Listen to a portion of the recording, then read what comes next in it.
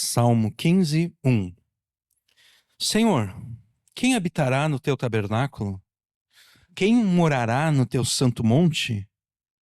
Aquele que anda sinceramente e pratica justiça e fala a verdade no seu coração. Aquele que não difama com a sua língua, nem faz mal ao seu próximo, nem aceita nenhum opróbrio contra o seu próximo. A cujos olhos o réprobo é desprezado, mas honra os que temem ao Senhor. Aquele que jura com dano seu e contudo não muda. Aquele que não dá o seu dinheiro com usura, a juros, não empresta a juros, nem recebe peitas, nem recebe suborno contra o inocente. Quem faz isso nunca será abalado. Amém. Até aqui a leitura da palavra de Deus. Você já deve ter percebido que ambientes distintos requerem de você comportamentos igualmente distintos e específicos. Um comportamento apropriado ou próprio de um estádio de futebol não será aceito num tribunal. E se você insistir em se comportar num tribunal como se estivesse num estádio de futebol, certamente você vai sofrer algum tipo de sanção. Né? O juiz vai te repreender uma vez e você vai continuar se comportando como se estivesse no estádio de futebol. E daqui a pouco você terá cometido o delito de desacatar o juiz e desrespeitar aquele tribunal. E você vai sofrer alguma sanção, de repente alguma multa, ou de repente até um período de detenção. O ambiente da igreja também requer de você um comportamento distinto e específico, adequado. Assim como um tribunal exige um comportamento adequado, a igreja, o ambiente da igreja, exige de você um comportamento adequado ao ambiente no qual você está. Isso significa que se você não se comportar adequadamente enquanto estiver na igreja, você sofrerá sanções do próprio Deus. Assim como o juiz imporá sobre você sanções, caso você não se comporte de uma forma adequada no tribunal sobre o qual ele preside, assim também Deus, que preside na igreja, imporá sobre você sanções caso você não se comporte adequadamente estando na igreja. E quando falamos de igreja aqui, da igreja, nós não estamos nos referindo apenas ao culto público da igreja, e não estamos nos referindo apenas ao prédio, à casa, ao lugar onde uma igreja local se reúne para cultuar a Deus. Eu pude observar ao longo do tempo, eu sempre achei isso engraçado, eu pude observar ao longo do tempo comportamentos que demonstram a hipocrisia dos escrúpulos religiosos das pessoas. Por exemplo, um dia eu estava fazendo alguma coisa aqui na frente e eu vi dois homens passando pela frente da igreja. E um deles falou um palavrão, exatamente passando pela frente da igreja. E o outro cutucou o cara e disse: como é que não tá vendo ali a igreja, cara? Como é que tu fala um palavrão na frente da igreja? Numa outra ocasião, um cara estava passando também aqui na frente e ele estava fumando. Ele chegou a apagar o cigarro por estar fumando, né? Ele viu que tinha uma igreja, ele apagou o cigarro e ele fez o sinal da cruz. Só que eu posso apostar que ele não chegou a desaparecer aqui na rua, ele deve ter acendido outro cigarro para fumar. Esse tipo de escrúpulo religioso que as pessoas têm, né, de passar na frente de uma igreja, bom, eu não vou falar nenhum palavrão aqui na frente, mas eu posso falar palavrão na minha casa, eu posso falar palavrão em qualquer outro lugar, menos na frente da igreja. Esse tipo de escrúpulo religioso é hipócrita exatamente porque nesses dois casos, esses três homens, eles não enxergavam nenhum pecado na sua escravidão à nicotina, no caso do homem que fumava, né? Ele era escravo da nicotina, e ele não enxergava nenhum problema nessa escravidão.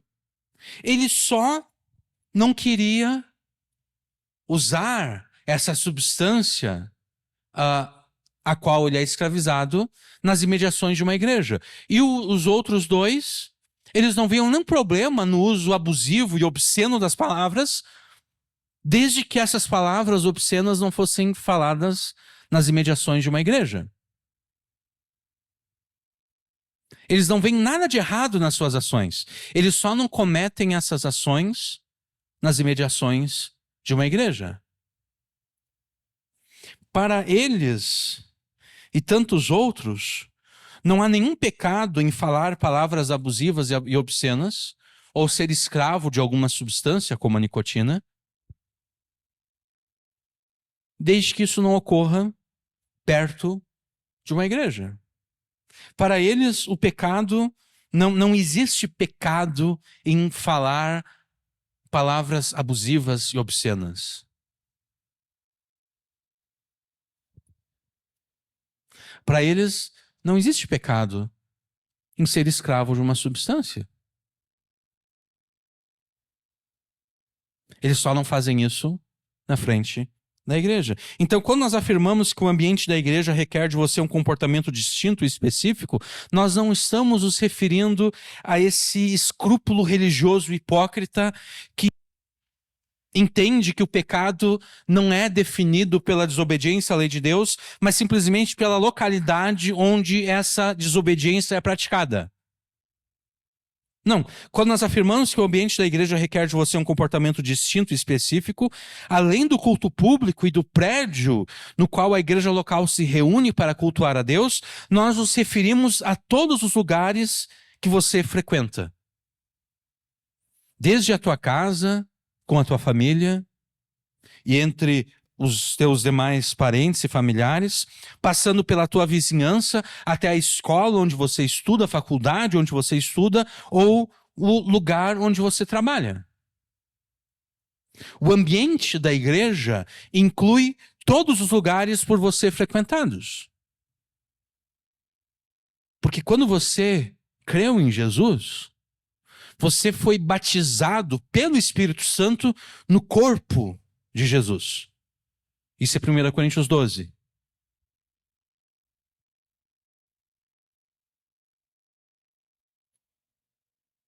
Você foi imerso, batizado, inserido na igreja. De modo que, onde quer que você estiver, lá estará um posto avançado do reino de Deus. Onde quer que você estiver, lá estará a igreja representada por você. De modo que lá, aquele local pertence ao ambiente da igreja, porque você está lá.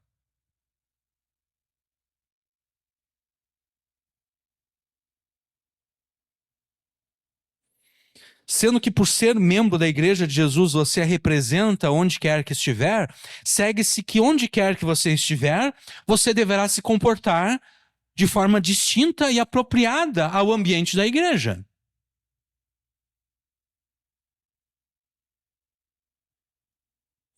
Onde quer que você estiver, você deverá se comportar como quem está continuamente na presença de Deus.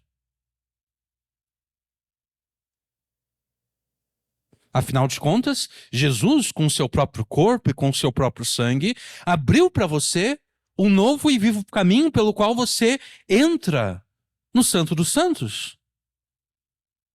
Pelo qual você está no Santo dos Santos.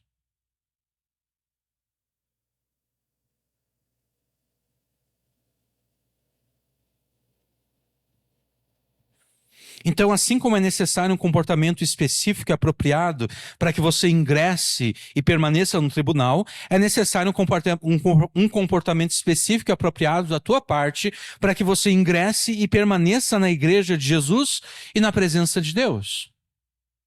E ninguém além do próprio Deus tem autoridade para determinar, tem a prerrogativa de determinar a forma como você deve se portar para ser aceito e permanecer na igreja, ser aceito e permanecer na sua presença. E o Salmo 15 te mostra exatamente o que Deus exige de você para que você seja aceito e permaneça na igreja e na sua presença.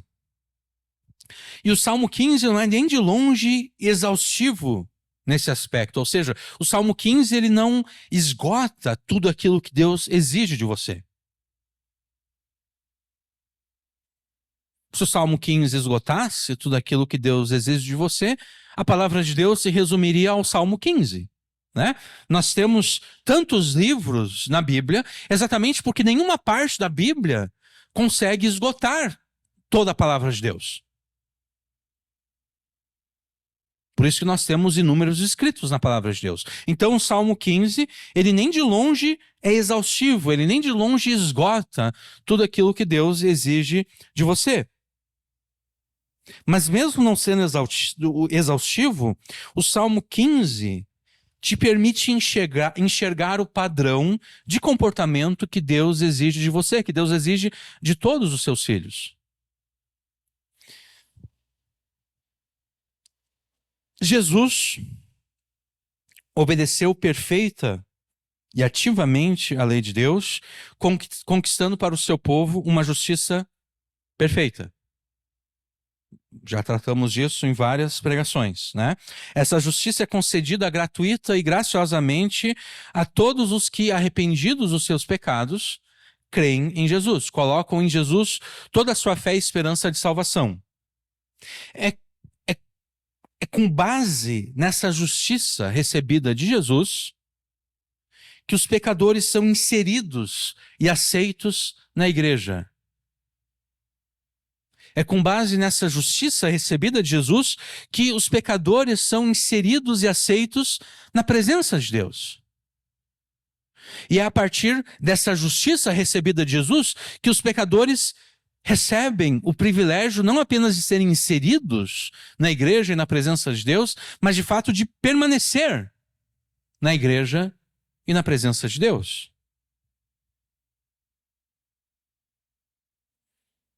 Nós estamos nos referindo aqui à doutrina da justificação pela fé.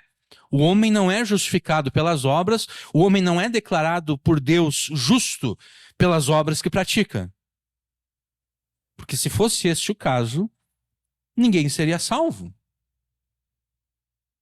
Porque Deus exige uma obediência perfeita. E nem mesmo o melhor, a melhor de todas as pessoas,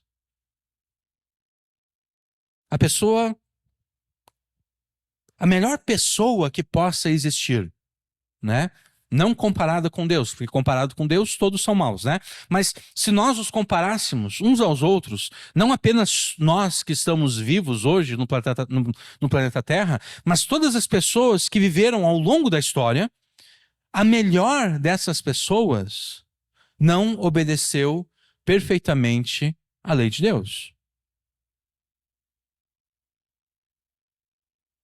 Então, não há ninguém que Deus olhe para essa pessoa, não existe ninguém que Deus enxergue e diga, esse homem, essa mulher são justos porque eles praticaram a justiça com perfeição, eles obedeceram a minha lei com perfeição. Não existe ninguém. A única pessoa que Deus olha e enxerga como sendo efetivamente perfeita é Jesus.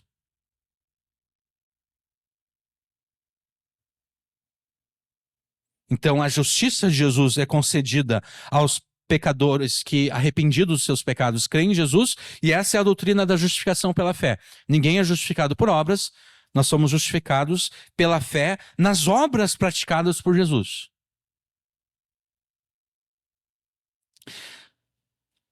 Jesus é um Salvador perfeito.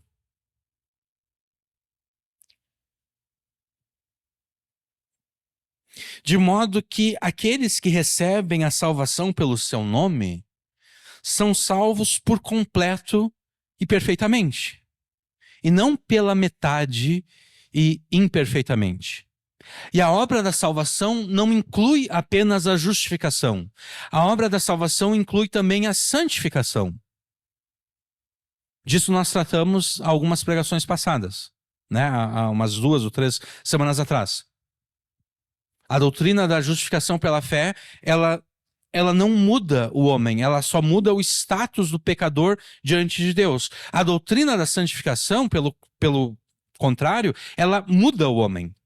Porque tendo aquele homem, aquela mulher sendo justificados pela fé, agora eles são transformados paulatinamente, aos poucos, para serem cada vez mais semelhantes a Jesus. Então, voltando aqui, nós somos salvos, nós somos justificados pela fé somente. Mas a salvação não inclui apenas a justificação, a salvação inclui também a santificação. E Jesus não é um salvador imperfeito. Quando Jesus salva alguém, Jesus salva essa pessoa de forma perfeita e completa. O que significa que aquele que foi justificado verdadeiramente também experimentará a santificação.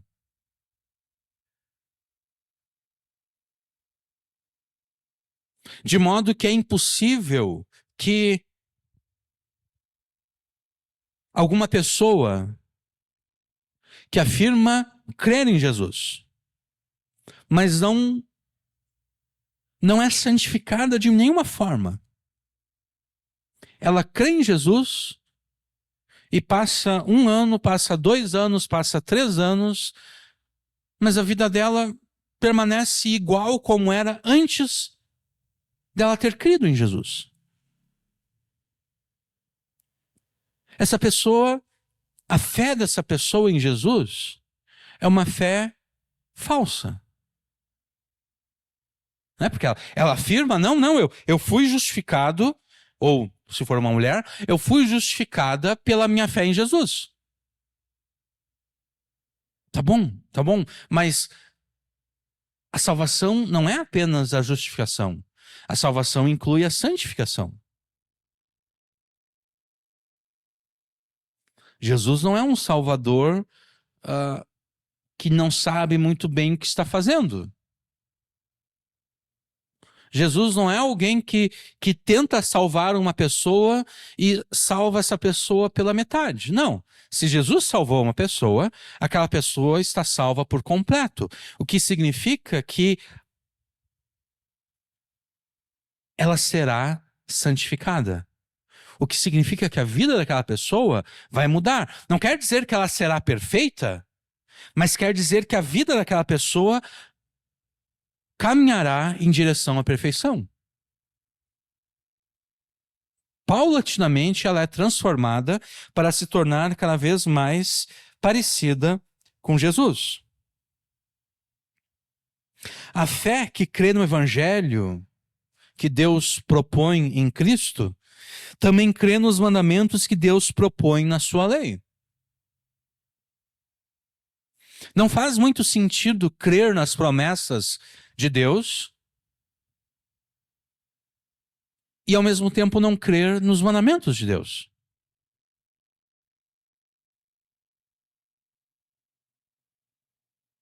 Né? Eu não posso crer em Deus pela metade. Eu não posso dizer que eu creio que eu fui salvo. Eu creio na promessa da salvação, mas eu não creio nos mandamentos que decorrem dessa salvação. Não faz muito sentido afirmar isso.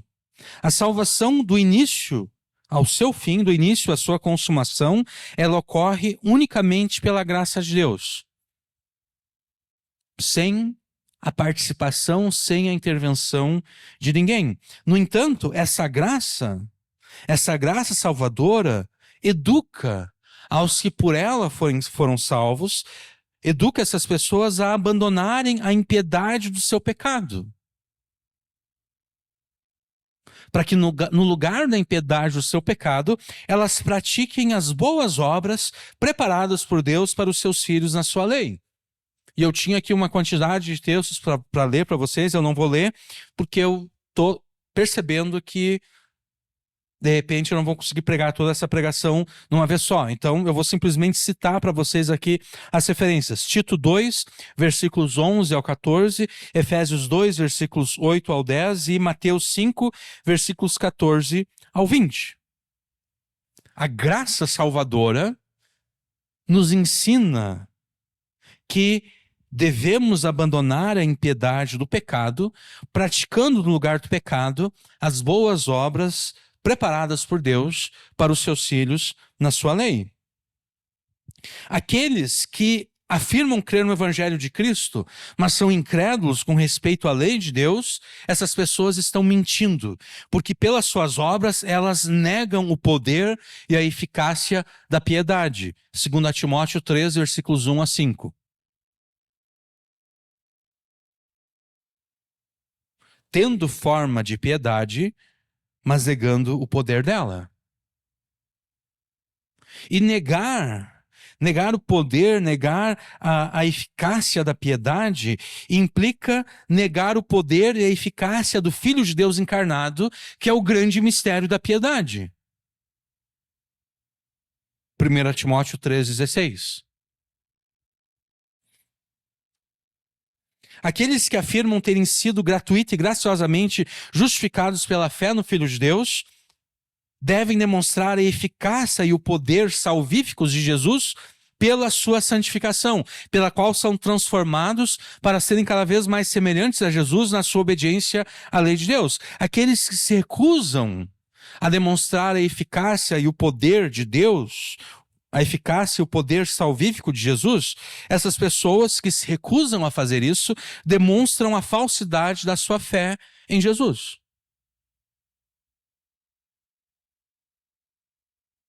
E a falsidade da sua fé em Jesus tem como implicação que a justificação por eles afirmada não passa de uma ficção. Eles não foram, de fato, justificados.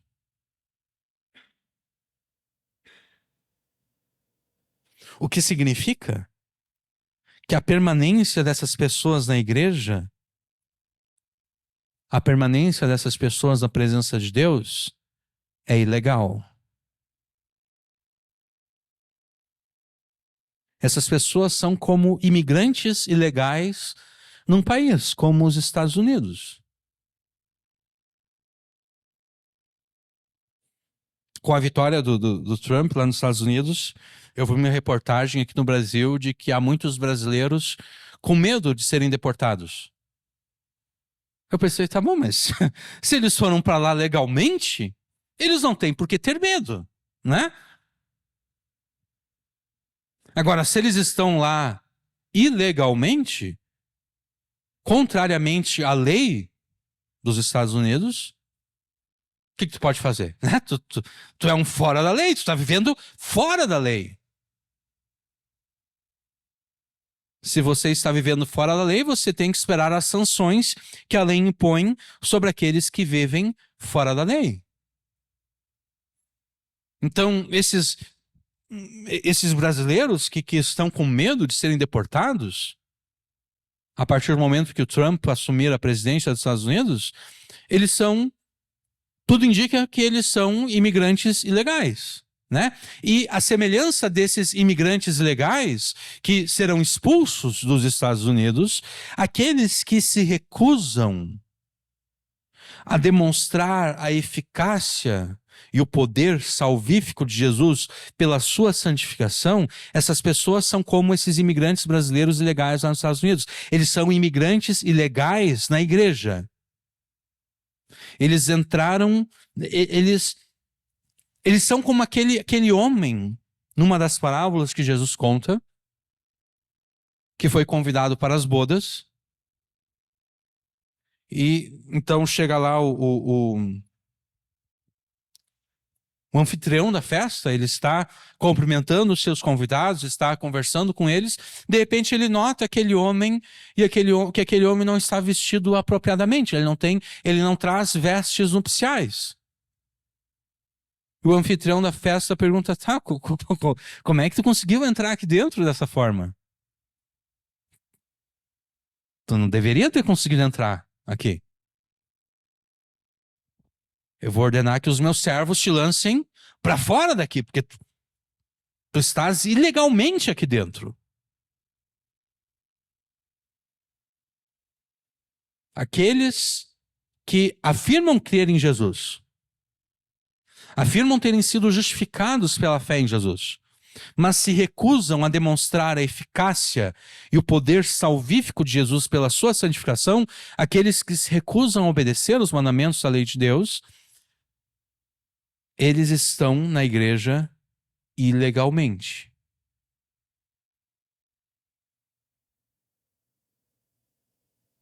A permanência deles na igreja e na presença de Deus é ilegal. E sendo ilegal a sua permanência na igreja e na presença de Deus, Jesus ordena que eles sejam removidos do rol de membros da sua igreja local. Que eles sejam considerados como gentios e publicanos. Isso é Mateus 18, versículos 15 ao 20. Nós teremos alguma oportunidade depois na pregação para lermos esse texto.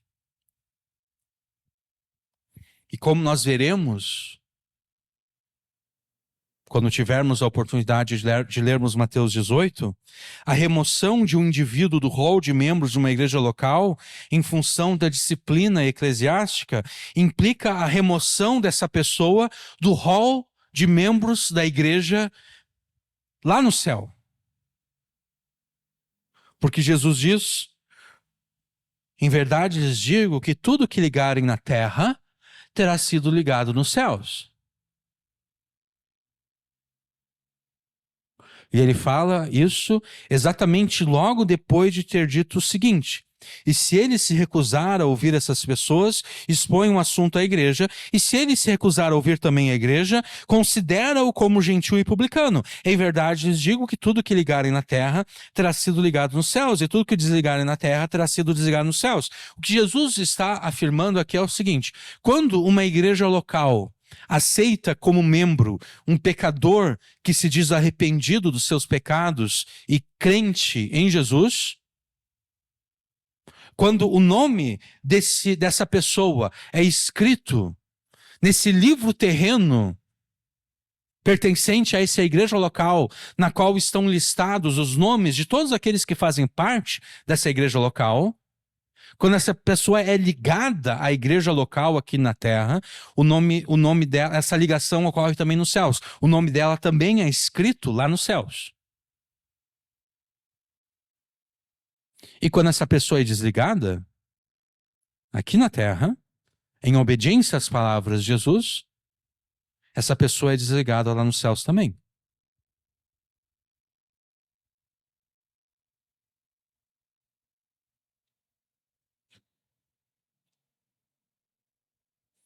Ser aceito no ambiente da igreja significa ter o seu nome escrito num livro terreno que contém o rol de membros da igreja local. Mas muito mais do que isso. Ser aceito no ambiente da igreja significa ter o seu nome arrolado nos céus. Significa ser aceito na presença de Deus.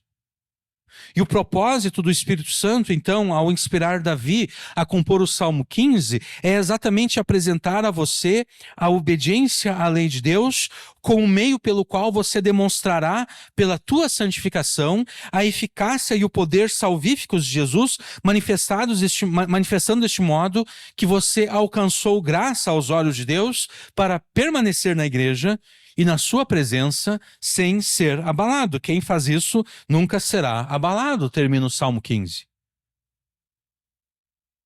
Jesus foi o primeiro e, de fato, Jesus foi o único a cumprir perfeitamente as exigências do Salmo 15. Jesus foi o primeiro e Jesus foi o único a cumprir perfeitamente as exigências do Salmo 15. E ao cumprir perfeitamente as exigências do Salmo 15, Jesus abriu para você o caminho e as portas da casa de Deus e Jesus te inseriu na presença de Deus. De modo que pela obediência dele, você não apenas foi inserido na presença de Deus, mas de fato você recebeu a oportunidade de permanecer na presença de Deus. O Espírito Santo, então, quer te ensinar, através dessa pregação, que se pela mesma fé pela qual você afirma ter sido justificado, se por essa mesma fé você obedecer à lei de Deus, você jamais será removido da casa de Deus, nem da sua presença. Ao longo dessa pregação, sempre que falarmos casa de Deus, entenda por casa de Deus a igreja. Porque na nova aliança, a igreja é a casa de Deus, e inclusive na nova aliança, os crentes são edificados casa de Deus.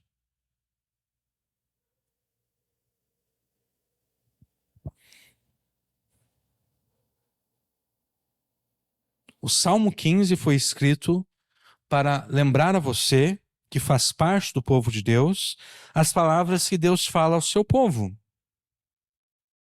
Ó Israel, o que é que o Senhor teu Deus exige de ti agora, exceto que temas o Senhor teu Deus, que andes em todos os seus caminhos e ames e sirvas o Senhor teu Deus de todo o coração e de toda a alma, que guardes os mandamentos do Senhor e os seus estatutos que hoje te ordeno para o teu bem?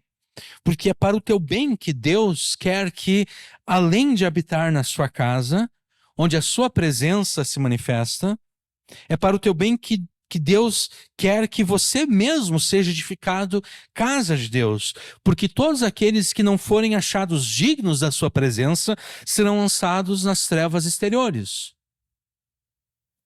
onde há choro e ranger de dentes. Obedeça à lei de Deus, então, e você jamais será removido da casa de Deus, nem perderá o privilégio de, diante da sua presença, adorá-lo aqui, agora e então eternamente.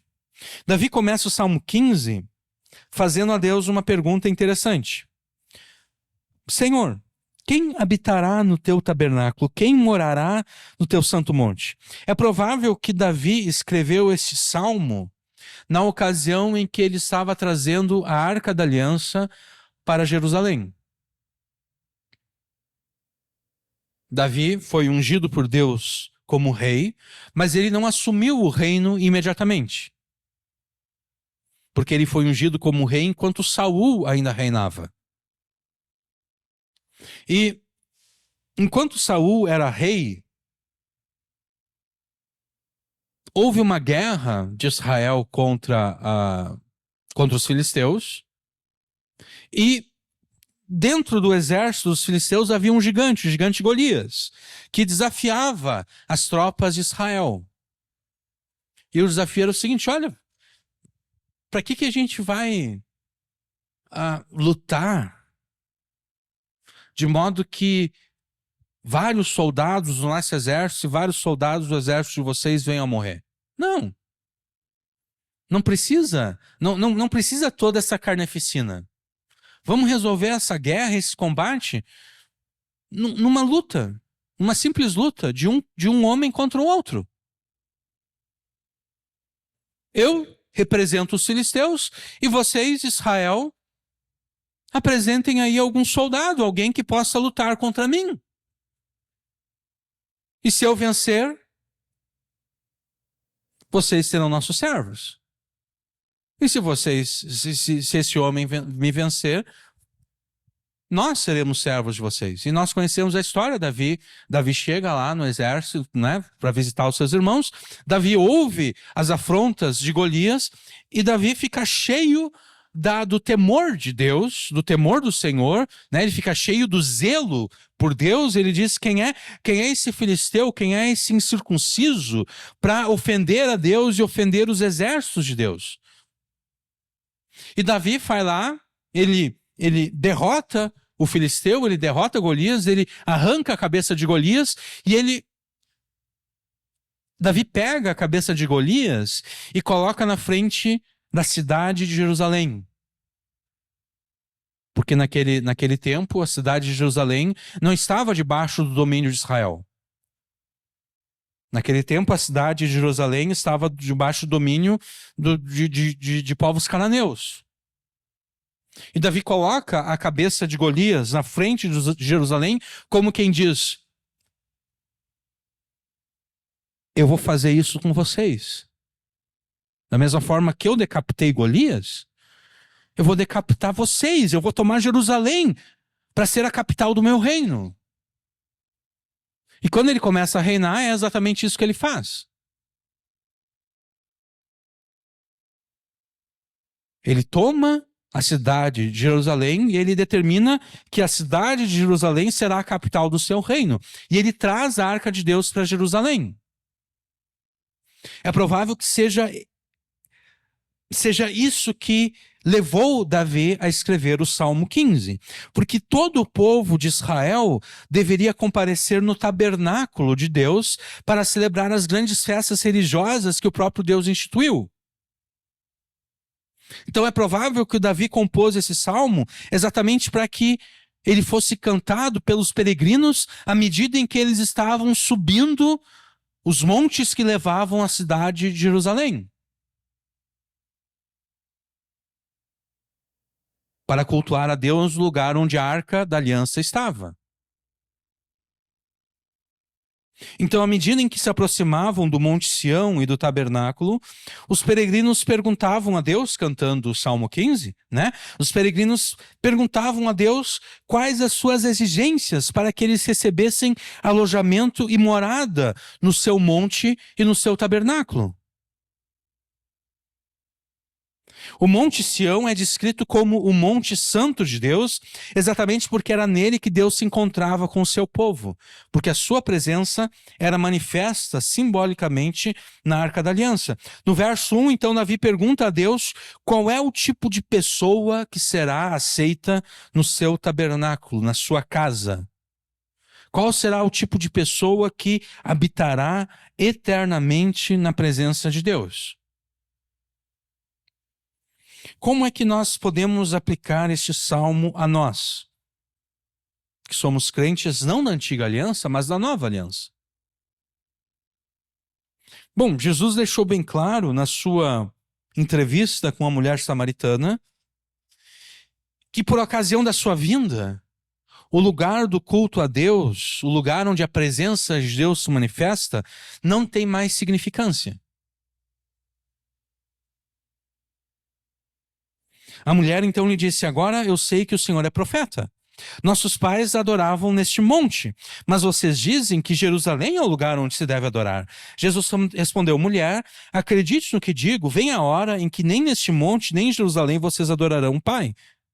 Vocês adoram o que não conhecem, nós adoramos o que conhecemos, porque a salvação vem dos judeus. Mas vem a hora, e já chegou, em que os verdadeiros adoradores adorarão o Pai em espírito e em verdade, porque são esses que o Pai procura para seus adoradores. Deus é espírito, e é necessário que os seus adoradores o adorem em espírito e em verdade. Na antiga aliança, a localização geográfica é imprescindível para o verdadeiro culto a Deus. Ninguém poderia oferecer um sacrifício, por exemplo, em outro lugar, a não ser no lugar onde estava o tabernáculo de Deus. Eu não podia simplesmente, eu estava lá na minha fazenda com os meus animais e eu estava pensando, quer saber, eu quero oferecer um sacrifício a Deus hoje. Eu vou pegar aqui um dos meus bois, uma das minhas ovelhas, e eu vou sacrificar a Deus. Se eu fizesse isso, eu estaria indo contra a lei de Deus. Os sacrifícios deveriam ser oferecidos no lugar onde o tabernáculo de Deus estava, no lugar onde a casa de Deus estava.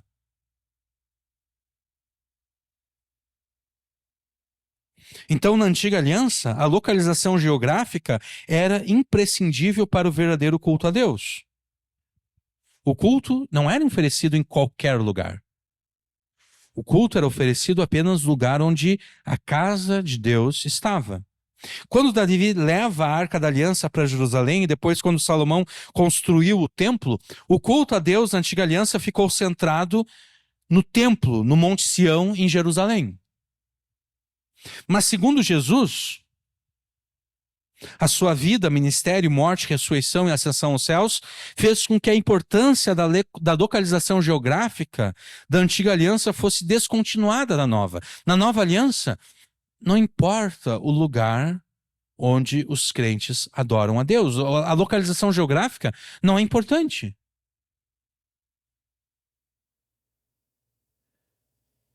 O culto a Deus, na antiga aliança, deveria ser oferecido no lugar em que todas as cerimônias, festas e sacrifícios eram ministrados. Mas todas essas cerimônias, festas e sacrifícios foram cumpridos e encerrados por Jesus. Logo, na nova aliança, o culto a Deus não está limitado a um lugar. Não está limitado a um monte, a uma cidade. Em qualquer lugar do universo onde os filhos de Deus estejam, Deus deve ser lá adorado.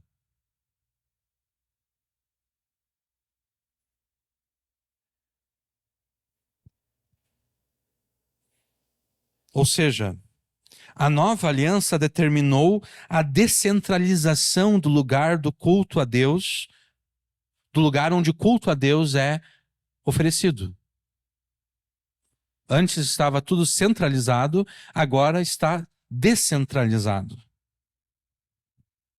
A pureza moral e espiritual exigidos no culto da antiga aliança, eles permanecem válidos, permanecem obrigatórios.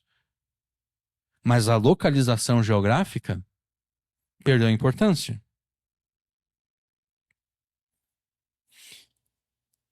Agora, quando afirmamos que a nova aliança determinou a descentralização do lugar onde o culto a Deus é oferecido, em hipótese alguma estamos afirmando que a igreja local não tenha importância, que não exista a necessidade de nos reunirmos pública e localmente para presencialmente cultuarmos a Deus. Porque existe uma ideia satânica que já estava se espalhando rapidamente entre as igrejas evangélicas e que se espalhou ainda mais rapidamente devido às restrições impostas pela pandemia a partir de 2020.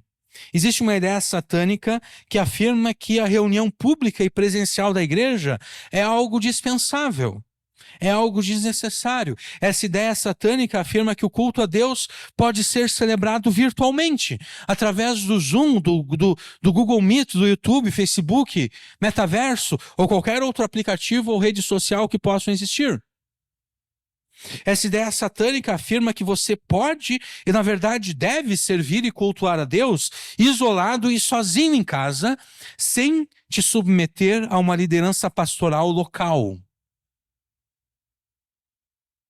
que te conhecendo pessoalmente, tem a capacidade de acompanhar o teu progresso na santificação pelo aconselhamento e discipulado. Essa ideia satânica afirma que você pode e deve servir e cultuar a Deus isolado e sozinho em casa, sem te submeter à pregação da palavra de Deus, feita por um pastor local que conhece e sabe das tuas necessidades.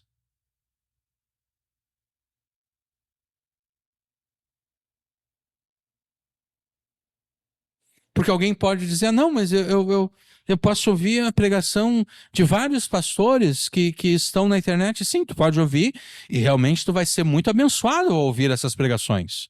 Desde que eles estejam pregando corretamente, você será muito abençoado. A questão é que eles não te conhecem, né?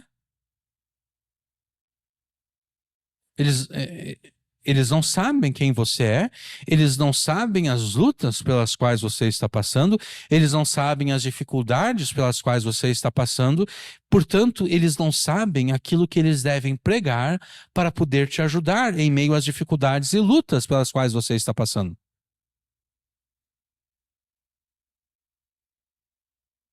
Seria afirmar que não,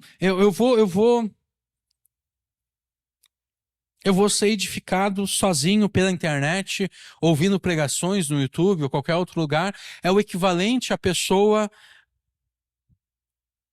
querer que um médico lhe dê um remédio ou um protocolo para o tratamento da sua doença, sem que o médico de fato possa examinar. A pessoa quer que o médico dê um remédio. Ó, doutor, eu quero que o senhor me dê um remédio. Mas eu não quero que o senhor me examine. Não, eu não quero que o senhor faça nenhum tipo de exame clínico. E eu também não, se o senhor passar exames Eu não vou fazer nenhum tipo de exame, eu não vou fazer exame de sangue, eu não vou fazer nenhum tipo de ressonância magnética, eu não vou fazer nada disso. Mas eu quero que o senhor cure a minha doença. O médico vai dizer, olha, infelizmente eu não posso te ajudar, eu não posso fazer nada por ti. Porque para que eu te ajude, eu tenho que saber exatamente o que está passando contigo. Da mesma forma, a pregação da palavra de Deus.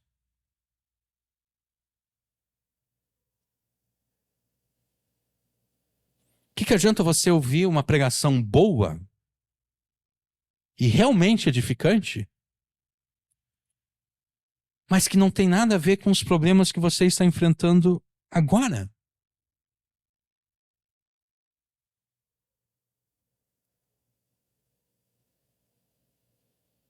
É a mesma coisa que o médico te passar um remédio para uma doença que você tinha 10 anos atrás, mas já foi curada. Qual a validade disso? Não é nenhuma, né? O pastor da internet não te conhece, ele não sabe quais são os seus problemas, então como ele pode te ajudar com a sua pregação? Ele não pode.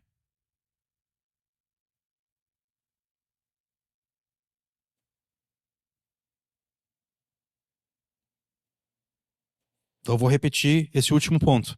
Essa ideia satânica afirma que você pode e deve servir a Deus e cultuar a Deus isolado e sozinho em casa, sem te submeter à pregação da palavra de Deus feita por um pastor local que te conhece e sabe das suas necessidades espirituais. Essa ideia satânica afirma que você pode e deve servir e cultuar a Deus isolado e sozinho em casa, sem te submeter à disciplina eclesiástica, pelo qual você é chamado ao arrependimento, sempre que parece estar se desviando de Jesus em direção ao pecado.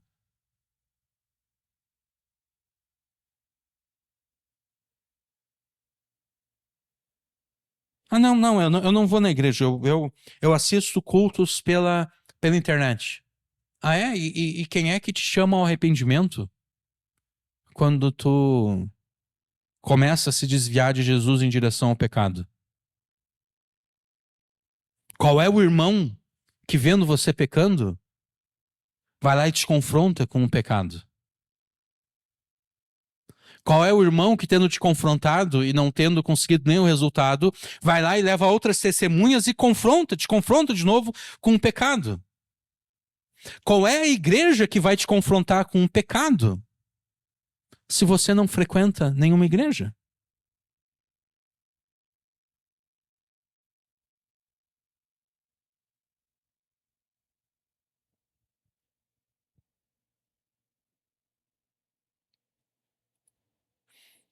Essa ideia satânica afirma que você pode e deve servir e cultuar a Deus isolado, sozinho em casa, sem se submeter à comunhão com os irmãos, pelo qual você ministra a eles e é por eles ministrado. Porque quando Paulo, lá em 1 Coríntios 12, trata dos dons, ele explica como é que os dons devem ser usados pelos crentes. E ele usa exatamente a metáfora do corpo. E ele demonstra que, assim como nenhum membro no corpo é autossuficiente, nenhum membro no corpo pode dizer eu não preciso de vocês, né? A mão não pode dizer para os olhos eu não preciso de vocês, e nem os olhos podem dizer para a mão eu não preciso de ti. Pelo contrário, a mão precisa dos olhos, né? Porque se eu quero pegar esse copo aqui, eu preciso que os olhos me informem exatamente onde o copo está localizado. Do contrário, eu vou acabar derrubando o copo, né? E de nada adianta os olhos enxergarem o copo se eles não têm ninguém com quem possam conversar para, olha, pega aquele copo lá, ó, né? O olho disse para a mão, eu não preciso de ti, a mão disse, tá bom, então não vou te ajudar. Então tá lá o copo, o olho vendo o copo, ele tá sentindo sede e ele quer pegar o copo e agora ele percebeu que ele precisa da mão para pegar aquele copo. Então Paulo usa a metáfora do corpo. Ele diz, nenhum membro do corpo pode dizer, eu não preciso dos demais membros. Assim também é a igreja. Nenhum crente pode dizer, eu não preciso dos outros crentes. Nenhum filho de Deus pode dizer, eu não preciso dos outros filhos de Deus. Porque todos fomos batizados em um só corpo. De modo que nós somos membros uns dos outros. De modo que Deus colocou cada um na igreja para que cada um sirva ao seu irmão e seja servido pelos irmãos. Essa ideia satânica afirma que você pode e deve servir e cultuar a Deus isolado e sozinho em casa, sem te submeter à renovação da aliança pela tua participação na ceia do Senhor. Não existe igreja virtual, não existe igreja via Zoom ou qualquer outro aplicativo, e ainda que a ideia do metaverso tenha sido praticamente abandonada, não existe igreja no metaverso. Não existe igreja de um membro só, onde cada indivíduo que se diz cristão é pastor de si mesmo. Porque, de novo, essa ideia viola a metáfora da igreja como um corpo composto de muitos membros que servem uns aos outros em benefício do próprio corpo. Você tampouco pode celebrar a ceia do Senhor sozinho em casa. Você não pode estar lá, você está participando, entre aspas, do culto sendo transmitido pela internet, e você sabe que aquele culto é o culto de ceia, então você já preparou antes um pedacinho de pão e um pouquinho de vinho ou suco de uva, e você está lá em casa, e quando todos os irmãos forem comer, você vai comer e beber com eles. Não, isso não é a ceia do Senhor. Você está fazendo um lanche, é só isso que você está fazendo, mas você não está participando da ceia do Senhor. Você não está participando da ceia do Senhor exatamente porque um dos objetivos da refeição da ceia do Senhor é dar testemunho da unidade entre os crentes de uma igreja local. Não é fato que o cálice da bênção que abençoamos é a comunhão do sangue de Cristo, e não é fato que o pão que partimos é a comunhão do corpo de Cristo, porque nós, embora muitos, somos unicamente um pão, um só corpo, porque todos participamos do único pão.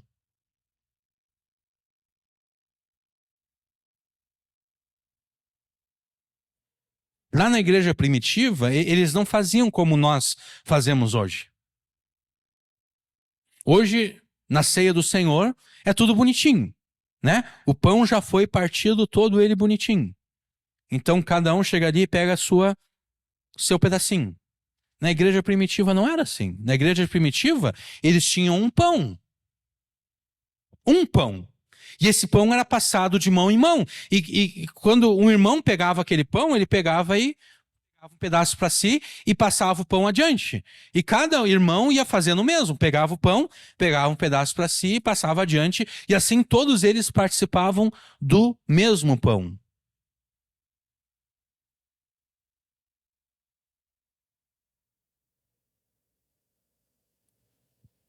Se eu participo, entre aspas, da ceia sozinho em casa, eu estou quebrando a imagem de participar de um único pão. Eu não estou participando de um único pão com aqueles irmãos lá que eu estou observando pela internet. Eu estou participando de um pão diferente.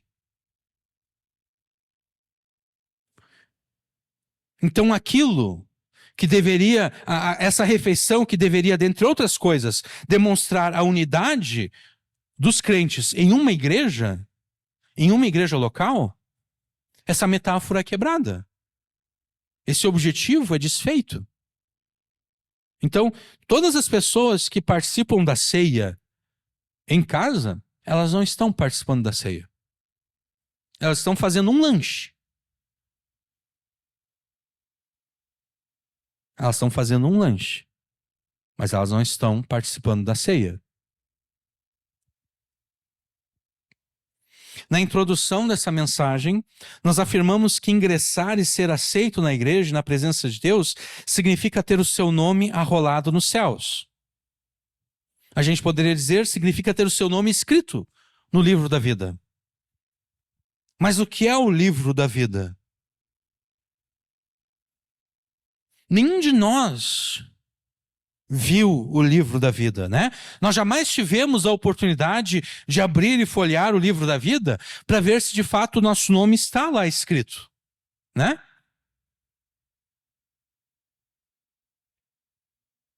Como você pode ter a certeza de que o teu nome está escrito no livro da vida? Se você não pode pegar o livro da vida, abri-lo, folheá-lo e tá lá J, João Mateus Beck. Ah, o meu nome tá ali, ó. Como você pode ter essa certeza se você não pode folhear o livro da vida e procurar o seu nome lá? Você terá essa certeza a partir da tua participação constante e persistente no culto público prestado a Deus por uma igreja local.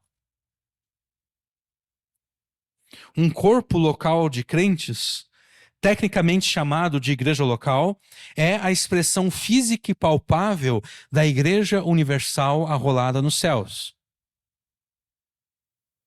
Quem se recusa a participar dos cultos de uma igreja local, na qual é membro, não deve pensar que tem o seu nome escrito no livro da vida.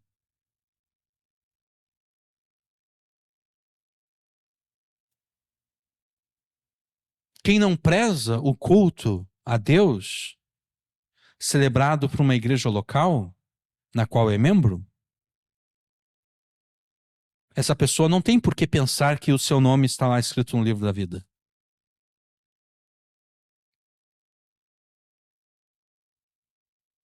Por que estaria lá escrito? Por que ela quereria que estivesse lá escrito? Se ela despreza o culto a Deus, por que ela quer estar entre aqueles que cultuarão a Deus eternamente? Só por birra?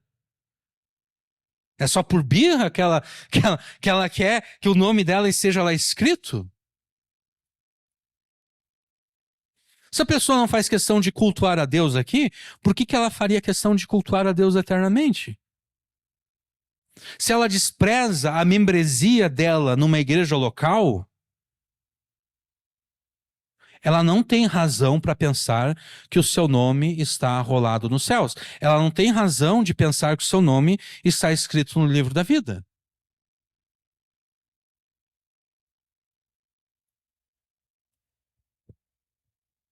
Não é sem razão que o escritor de Hebreus afirma e ordena o seguinte: portanto, meus irmãos, tendo ousadia para entrar no santuário, pelo sangue de Jesus, pelo novo e vivo caminho que ele nos abriu por meio do véu, isto é, pela sua carne, e tendo um grande sumo sacerdote sobre a casa de Deus, aproximemo-nos com um coração sincero, em plena certeza de fé, tendo o coração purificado da má consciência e o corpo lavado com água pura. Guardemos firme a confissão da esperança sem vacilar, pois quem fez a promessa é fiel. Cuidemos também de nos animar uns aos outros no amor e na prática de boas obras. Mas como isso poderia acontecer se agora as pessoas são membros de igrejas virtuais, não de igrejas locais, mas de igrejas virtuais? Né? Como? Cuidemos também de nos animar uns aos outros no amor e na prática de boas obras. Não deixemos de nos congregar como é costume de alguns.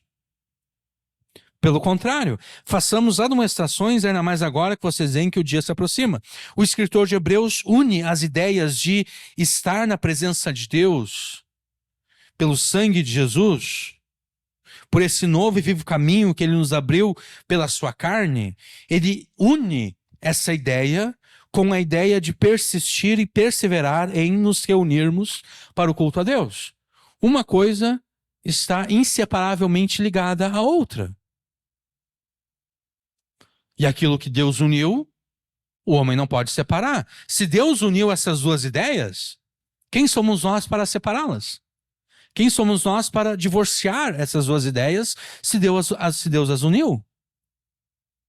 Quem se recusa a se reunir local, pública e presencialmente com o restante do povo de Deus, não tem razão para pensar que o seu nome está escrito no livro da vida. Não tem razão para pensar que o seu nome está enrolado nos céus. E essa pessoa, invariavelmente, ela se desviará de Cristo em direção ao pecado. Porque não tem ninguém para chamá-la ao arrependimento.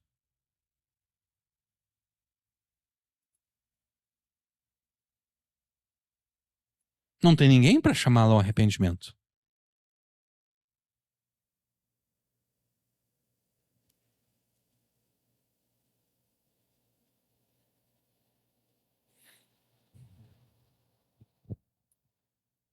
É no culto público, com o restante do povo de Deus, que somos admoestados e animados para a prática do amor e das boas obras, pela pregação da Escritura e pela pregação, comunhão com os irmãos. Pela pregação da Escritura e também pela comunhão com os irmãos. Porque é na comunhão com os irmãos que de repente você vai abrir o coração e falar da dificuldade que você está enfrentando.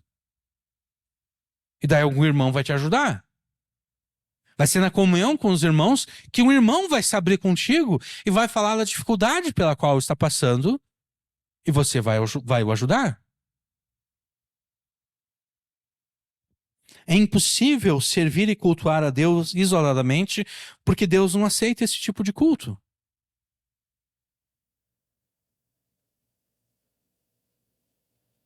Perceba que eu não estou falando contra as devoções pessoais. É óbvio que nós devemos cultuar a Deus em particular e em família. Mas não apenas em particular e em família. Devemos cultuar a Deus particularmente em família, mas também publicamente. Por quê? Porque Deus ordena que seja assim. E se Deus ordena, o que você pode dizer em contrário ao que Deus ordenou? Como diz o ditado, manda quem pode e obedece quem tem juízo. Deus tem o poder de mandar aquilo que ele bem entende. E ninguém pode dizer, mas por que o Senhor ordenou isso? Deus muitas vezes até explica as razões pelas quais ele ordenou determinadas coisas. Mas ele não tem obrigação de se explicar a ninguém. Da mesma forma que um pai e uma mãe não têm a obrigação de se explicar para o seu filho ou para sua filha, Deus não tem obrigação nenhuma de se explicar.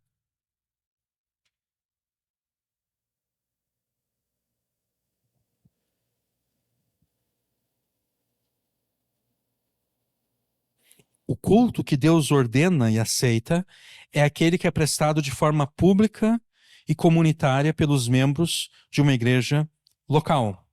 A nova aliança, então, determinou a descentralização do lugar do culto a Deus, do lugar onde o culto a Deus é celebrado e no qual a sua presença se manifesta. Mas disso nós não podemos concluir a igreja local, que a importância da igreja local foi diminuída. O culto a Deus foi descentralizado, sim, mas um corpo local de crentes sempre deve se reunir num local específico para cultuar a Deus. E se isso não ocorre, tem uma coisa muito errada ali.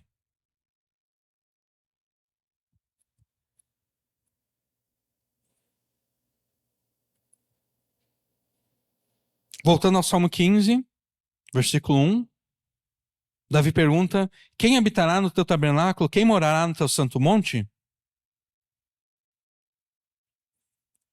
A resposta a essas perguntas começa a ser dada a partir do versículo 2. E o versículo 2 apresenta as 3 primeiras exigências morais e espirituais de Deus, indicando aquilo que você efetivamente deve fazer. A primeira dessas exigências é expressa da seguinte forma: aquele que anda sinceramente, né? Versículo 2, aquele que anda sinceramente. Na linguagem bíblica, o andar de uma pessoa, o caminho de uma pessoa, diz respeito ao estilo de vida dessa pessoa. Então, a primeira exigência afirma que se você não quer jamais ser removido da casa de Deus, nem perder o privilégio de cultuar a Deus aqui e agora, e então eternamente, a primeira exigência é que você deve viver sinceramente, ou ainda que você deve ter um estilo de vida marcado pela sinceridade. Agora, essa tradução aqui, ela não reflete a profundidade do original hebraico tamim, que é a palavra que foi traduzida aqui como sinceramente. Tamim significa sem defeito, imaculado, sem mancha, inculpável, perfeito. Quando aplicado a uma pessoa, como no Salmo 15, versículo 2, também descreve a pessoa que é moralmente boa e correta, a pessoa que não pode ser acusada de nenhum crime e nenhum pecado. A primeira exigência de Deus, então, vai muito além da mera sinceridade. Porque, num certo aspecto, a gente pode dizer que o ladrão é sincero, né? Ele cobiça os bens do seu próximo e ele é sincero. Ele vai lá e toma os bens do seu próximo. Num certo aspecto, todo pecador é sincero. O adúltero também é sincero. O homem cobiça aquela mulher no seu coração, a mulher cobiça aquele homem no seu coração, e eles vão lá e demonstram a sinceridade da sua cobiça. A primeira exigência de Deus vai muito além da mera sinceridade. A primeira exigência de Deus para que aqueles que querem habitar na sua casa e desfrutar eternamente da sua presença, a exigência de Deus a essas pessoas é um estilo de vida bom e correto. Um estilo de vida que não pode ser acusado de qualquer pecado ou crime. Mas quem determina o que é bom? Quem determina aquilo que é correto? Quem determina aquilo que é pecado, aquilo que é crime? Somente Deus é que tem o direito e a prerrogativa de fazer essas determinações. Isso é desde o princípio. E desde o princípio a humanidade rejeita o direito e a prerrogativa de Deus, né? Porque Deus disse para Adão e Eva, olha, vocês podem comer de todas as árvores que vocês quiserem. Tudo que vocês quiserem comer é bom e perfeito. Agora, aquela árvore lá, ó, é a única exceção. Aquela árvore lá, vocês não devem comer do seu fruto. Adão e Eva não gostaram disso, dessa restrição. Adão e Eva não gostaram do fato de Deus ter a prerrogativa de dizer aquilo é bom, mas aquilo é mal. Adão e Eva, pelo seu pecado, eles disseram, nós é que queremos determinar o que é bom e o que é mal. Nós é que queremos determinar o que é crime e o que não é crime, o que é pecado e o que não é pecado. Mas nós não queremos ser como Adão e Eva, né? Nós queremos ser como Jesus. E Jesus, durante a sua vida aqui neste mundo, reconheceu que apenas Deus tem o poder e o direito e a prerrogativa de determinar aquilo que é bom e correto. Apenas Deus determina aquilo que é pecado e aquilo que é crime. E Deus nos revela na sua lei o que é bom e correto. Deus nos revela na sua lei aquilo que é pecado e crime. Por exemplo, em Deuteronômio 6, versículos 16 até o 18, não ponham à prova o Senhor, seu Deus, como fizeram em Massá. Guardem cuidadosamente os mandamentos do Senhor, guardem cuidadosamente os mandamentos do Senhor, seu Deus, os seus testemunhos, os seus estatutos que ordenou. Façam o que é justo e o que é bom aos olhos do Senhor. Fazer o que é justo, fazer o que é bom é o quê? É guardar cuidadosamente os mandamentos do Senhor. É obedecer à lei de Deus. Também Deuteronômio 12, 28. Guardem e cumpram todas essas palavras que eu lhes ordeno, para que tudo vá bem com vocês e com seus filhos depois de vocês, quando fizerem o que é bom e reto aos olhos do Senhor, seu Deus. Então, guardar os mandamentos de Deus, guardar as palavras de Deus, a lei de Deus, obedecer à lei de Deus, é fazer aquilo que é bom e correto. Se você deseja jamais ser removido da casa de Deus, se você deseja jamais perder o privilégio de, diante da sua presença, adorá-lo já agora e então eternamente, obedeça à lei de Deus em todos os seus mandamentos e em todas as circunstâncias da tua vida. para que a tua vida reflita o estilo de vida bom e correto que foi ordenado por Deus na sua lei, de modo que a lei de Deus não possa te acusar de crime e pecado. De modo que ninguém, com base na lei de Deus, possa dizer: você cometeu um crime, você cometeu um pecado. Esse estilo de vida bom e correto, segundo a lei de Deus, ele se conecta com a segunda exigência moral e espiritual que nós temos no versículo 2, que é praticar a justiça. Aquele que anda sinceramente e pratica a justiça. Praticar a justiça nada mais é do que fazer o que é justo. E, novamente, Deus é aquele que define o que é justo, e é na sua lei que Deus define o que é justo. Nos versículos que eu li antes do Deuteronômio, faça aquilo que é justo e bom aos olhos do Senhor teu Deus. Viver um estilo de vida bom e correto, sem qualquer pecado ou crime, nada mais é do que praticar a justiça que está presente na lei de Deus e que é ordenada na lei de Deus. Jesus confirma isto quando ele afirma que, em vez de revogar a lei, ele veio para obedecer a lei e se assegurar que aqueles que entrarão no reino de Deus, no reino dos céus, também obedecerão à lei. Jesus diz: não pense que eu vim revogar a lei e os profetas, eu não vim para revogar, mas eu vim para cumprir.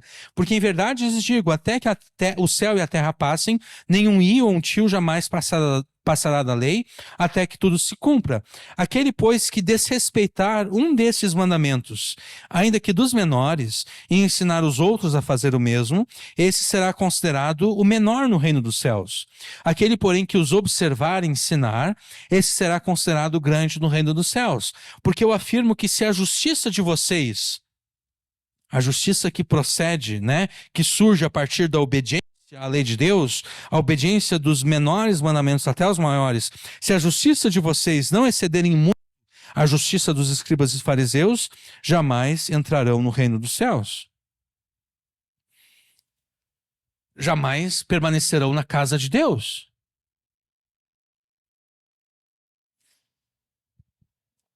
O Salmo 15 ensina que para que você habite na casa de Deus e esteja na presença de Deus, você deve praticar a justiça. E Jesus concorda com isso, afirmando que somente entrarão no reino dos céus aqueles cuja justiça for superior à justiça dos escribas e fariseus.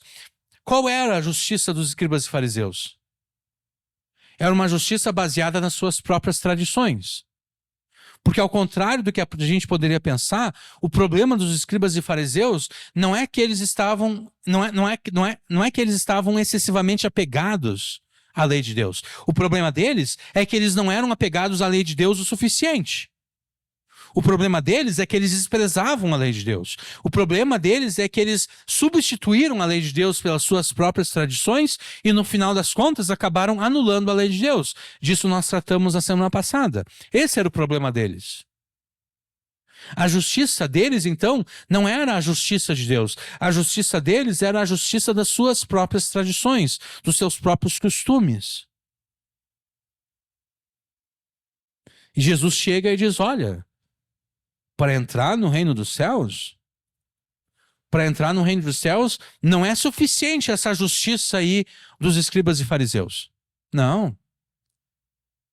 Para entrar no reino dos céus, a justiça deve ser superior à justiça dos escribas e fariseus. Deve ser a justiça que surge como o resultado, que surge da aceitação e obediência à lei de Deus. Então, não seja como os escribas e fariseus. Não se coloque contra a lei de Deus e não substitua a lei de Deus. Porque se você rejeitar a lei de Deus, se você rejeitar a justiça da lei de Deus, se você praticar os pecados condenados por Deus na sua lei, você não será achado digno do reino dos céus. E você, de fato, será lançado para fora do reino dos céus. Você será abalado. Conforme diz o versículo 5 do Salmo 15. Você será removido. Você será lançado aonde só existe choro e ranger de dentes. E note como, de fato, aqui eu estou falando de primeira exigência, segunda exigência, mas na verdade é apenas uma única exigência. É a obediência à lei de Deus. A gente pode dividir essa obediência em vários aspectos, mas de fato é só uma única exigência. É a obediência à lei de Deus. Obedeça à lei de Deus e você jamais será removido da casa de Deus e nem perderá o privilégio de, diante da sua presença, adorá-lo já agora e então eternamente. Agora que nós sabemos que a única exigência de fato é a obediência à lei de Deus, nós notamos que as outras exigências citadas por Davi aqui, na verdade, não passam de exemplos de mandamentos práticos que nós devemos obedecer. Se nós considerarmos a parte final do versículo 2 com o início do versículo 3, nós notaremos que neles Davi cita mandamentos que dizem respeito à forma como você deve usar as palavras. Aquele que fala a verdade no seu coração, aquele que não difama com a sua língua.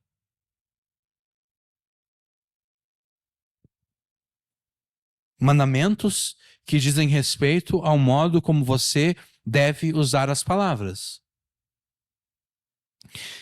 Você deve ser sincero ao falar, né? Fala a verdade no seu coração, a verdade, aquilo que você sente é aquilo que você fala.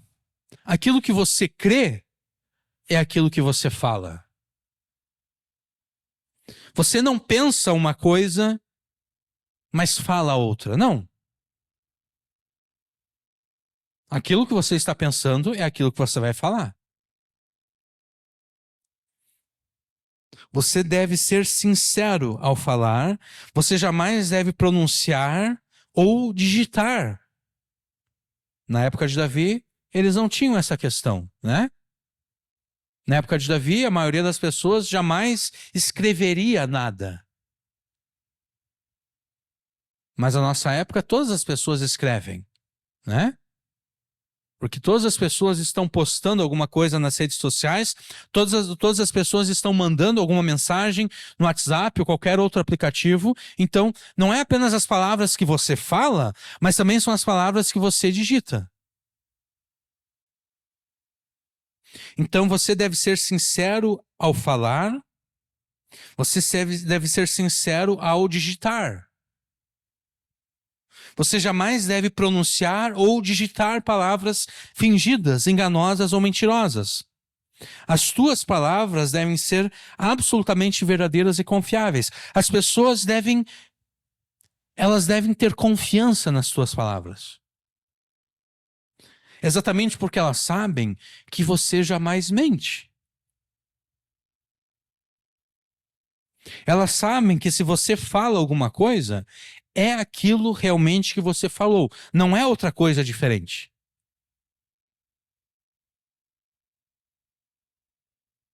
Essa deve ser a tua fama entre as pessoas. A tua fama entre as pessoas deve ser o seguinte, ó. O que aquela pessoa fala é aquilo ali. Ela nunca mente. Ela nunca fala mentira, ela nunca fala palavras enganosas.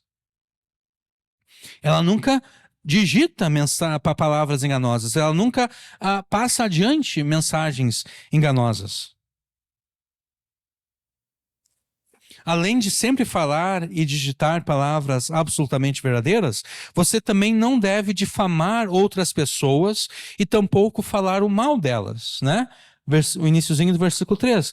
Aquele que não difama com a sua língua. Este mandamento também se aplica às palavras que você pronuncia com a boca, como também aquelas que você digita com os dedos. Você não deve inventar mentiras acerca dos outros. Você não deve contar fofocas ou espalhar boatos, nem com a língua, e nem com os dedos.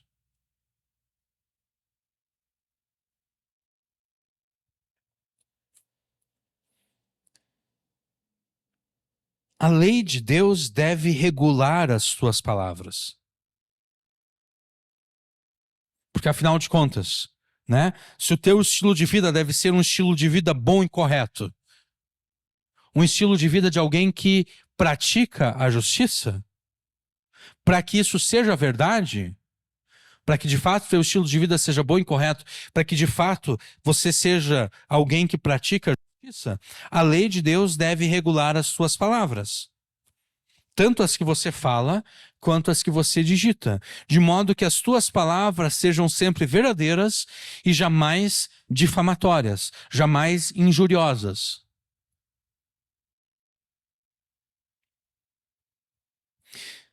No resto do versículo 3, Davi está preocupado na forma como você se relaciona com as pessoas. Aquele que não faz mal ao seu próximo, nem aceita nenhum opróbrio contra o próximo. Você não deve, em hipótese alguma, fazer o mal contra qualquer pessoa. Isso envolve vários mandamentos, né? Como Paulo deixa claro em Romanos 13. Não fiquem devendo nada a ninguém, exceto o amor de uns para com os outros, pois quem ama o próximo cumpre a lei. Pois esses mandamentos, não cometa adultério, não mate, não furte, não cobice, e qualquer outro mandamento que houver, todos se resumem nessa palavra: ame o seu próximo como a si mesmo. O amor não pratica o mal contra o próximo. Aquele que não faz mal ao próximo. O que é não fazer mal ao próximo? É não cometer contra o próximo nenhum dos pecados que a lei de Deus condena. Isso é não fazer mal ao próximo. Então, você não vai adulterar com o próximo e também você não vai adulterar contra o próximo.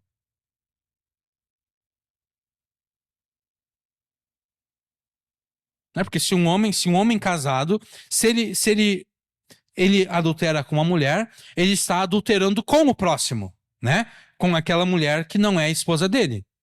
Mas ele também está adulterando contra o próximo, contra a sua própria esposa e também contra o esposo daquela mulher, caso ela seja casada. Então, como você não faz mal ao próximo? Não adulterando com ele e nem contra ele. Como você não faz mal ao próximo? Não cometendo nenhum pecado ou crime contra aquela pessoa.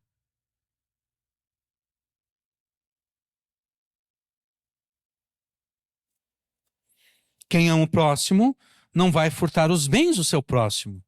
Não vai fazer nada que prejudique o seu próximo.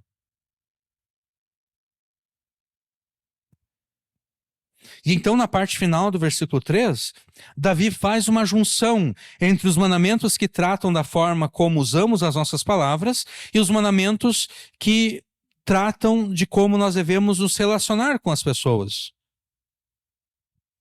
Nem aceita nenhum opróbrio contra o próximo. O que é aceitar o opróbrio? Opróbrio tem a ver com vergonha, tem a ver com culpa. Aceitar o opróbrio contra o próximo vem alguém até você e começa a falar mal de uma outra pessoa. E você simplesmente acredita no mal que está sendo dito. Isso é aceitar o opróbrio contra o próximo. Assim como você não deve lançar nenhum tipo de injúria ou maledicência contra o próximo, assim você também não deve simplesmente acreditar no mal que alguém te conta acerca de alguém.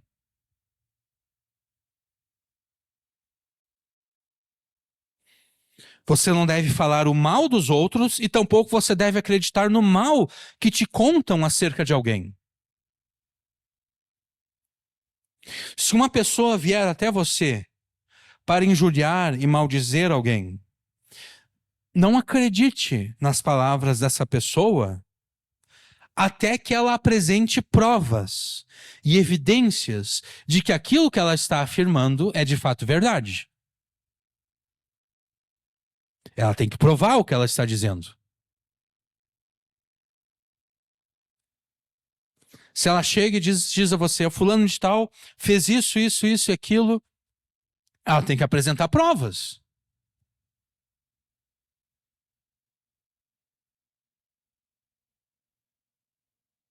Se ela não apresentar provas, se ela não apresentar evidências, você não pode acreditar no que ela está dizendo. Você não pode levar a sério o que ela está dizendo.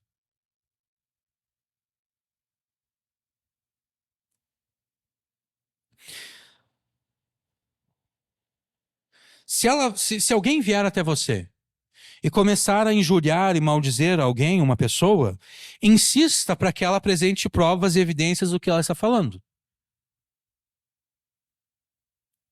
Ela está falando mal de alguém, interrompa a pessoa e diga, tá bom, mas me apresenta aí as provas, as evidências de que essa pessoa é isso, isso, isso, ou fez isso, isso e aquilo. Apresenta. Se ela se recusar a apresentar evidências e provas, deixe claro para ela que, em função da ausência de evidências e provas, você, diante de Deus, não tem o direito de acreditar naquilo que ela está dizendo para você. Você não pode simplesmente ficar calado. Você não pode pensar, eu não acredito nisso, mas não dizer para a pessoa que você não acredita. Não, você deve dizer, eu não acredito naquilo que você está me dizendo.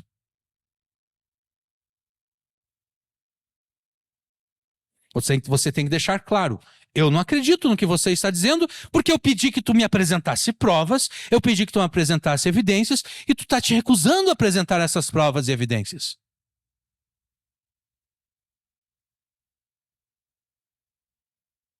Como eu posso acreditar se tu te recusa a apresentar provas e evidências? Eu não posso. Eu não devo. Se eu acreditar naquilo que tu está me dizendo, eu estou pecando contra Deus e contra essa pessoa contra quem você está falando, acerca de quem você está falando.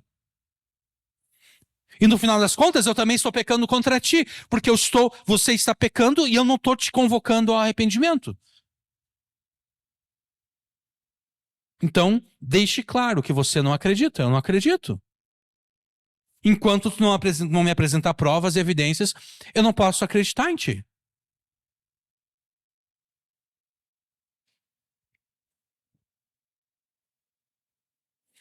Além de deixar claro que você não acredita naquilo que ela está dizendo, você deve dizer o seguinte à pessoa, olha,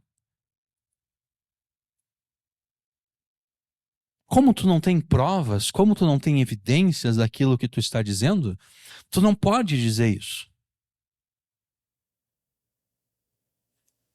E aqui é que fica um pouquinho complicado, porque às vezes uma coisa aconteceu de fato, mas não existem provas de que aquilo aconteceu. Biblicamente falando, se eu sei que algo aconteceu, tá? Eu presenciei aquilo que aconteceu, mas eu não tenho como provar para vocês que aconteceu, eu não posso falar para vocês. Entendeu? Porque eu não tenho como provar para vocês que aconteceu. Eu não tenho evidências. Eu vi. O máximo que eu posso dizer é o seguinte: aconteceu, mas infelizmente eu não posso te provar. O que significa que tu não pode acreditar em mim. Isso quer dizer que então nem vale a pena falar, né? Se eu sei que pela lei de Deus eu não tenho a capacidade de provar alguma coisa, se o meu irmão em Cristo eu sei que ele não deve acreditar em algo que eu falo e eu não posso provar, então qual é o benefício de falar? Então é melhor nem falar. Agora, de repente, eu posso orar a respeito, né? Se eu sei que algo aconteceu, mas eu não tenho como provar para ninguém que isso aconteceu, eu posso orar a Deus e dizer: olha, Senhor, eu vi o que aconteceu. Mas o Senhor sabe, o que eu posso fazer? Eu não tenho como provar o que aconteceu. Nesse caso, só o Senhor pode fazer justiça.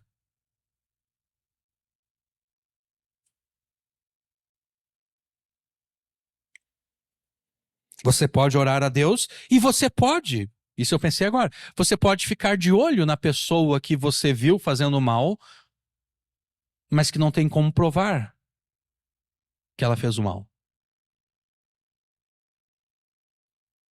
Digamos que seja realmente algo grave, né? Ela fez algo grave contra alguém, mas não há provas de que aquilo aconteceu. Você ora a Deus e você fica de olho, né? Fica de olho não para flagrar aquela pessoa, mas para impedir que ela faça o mal uma segunda vez.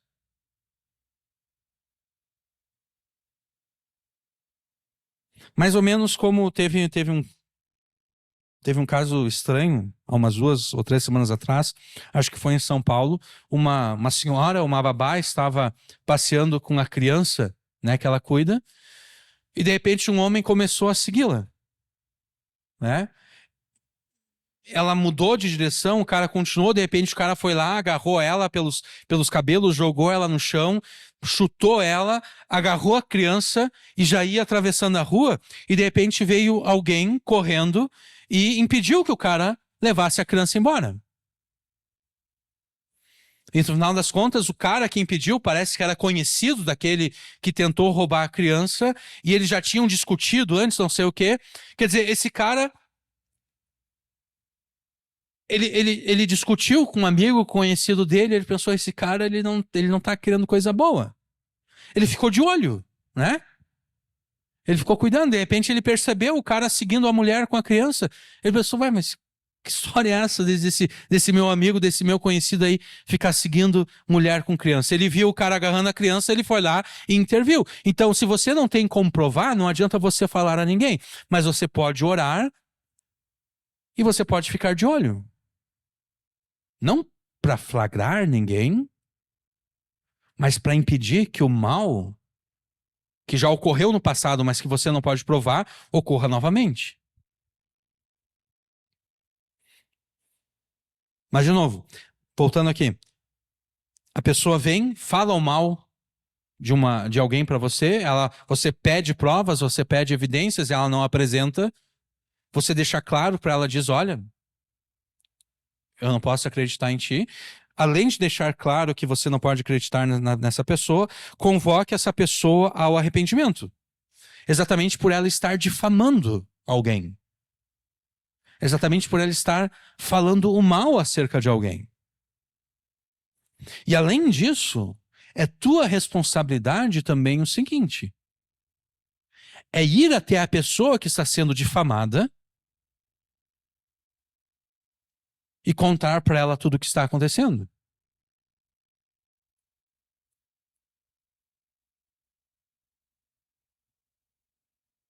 Você deve ir até aquela pessoa e dizer: olha, fulano de tal, ele veio, ele foi lá na minha casa, ele falou isso, isso, isso de ti. Eu pedi provas, pedi evidências do que essa pessoa estava dizendo, ela não me apresentou, então eu não acredito no que ela está me dizendo, mas eu quero que tu saiba que essa pessoa não foi só para mim que ela falou, ela está espalhando para todo mundo.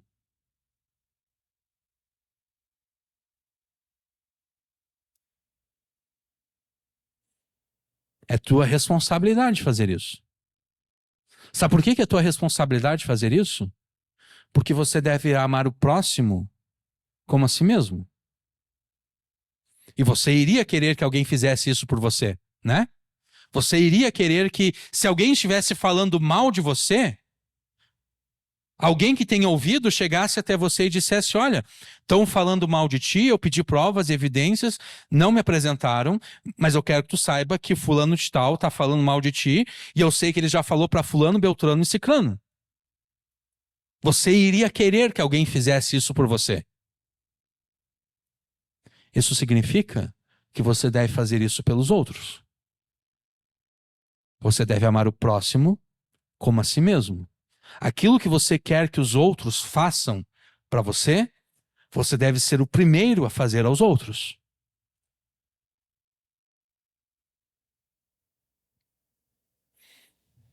A lei de Deus deve regular o teu relacionamento com as pessoas, de modo que você não faça o mal a ninguém e nem acredite nas maledicências e injúrias que ouve.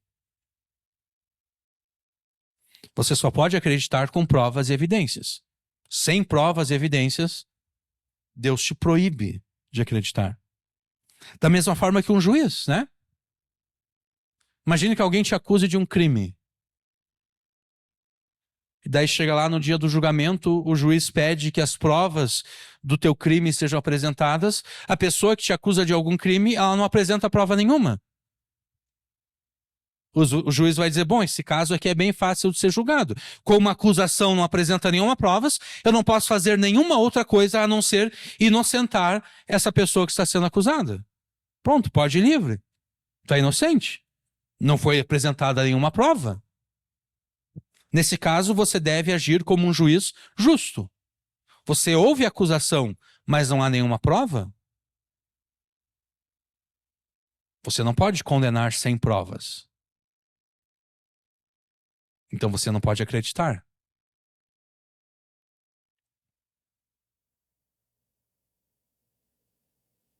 É interessante que a gente não pensa muito nisso, né? A gente só pensa na questão de eu não posso falar o mal. Eu não posso inventar o mal. Mas a gente não pensa, a gente não raciocina que se eu não posso inventar o mal, eu também não posso acreditar no mal que é dito acerca de alguém. Se não há provas, Deus exige que tudo aquilo que é dito de mal seja descartado. E alguém pode pensar, pensando na questão de um tribunal.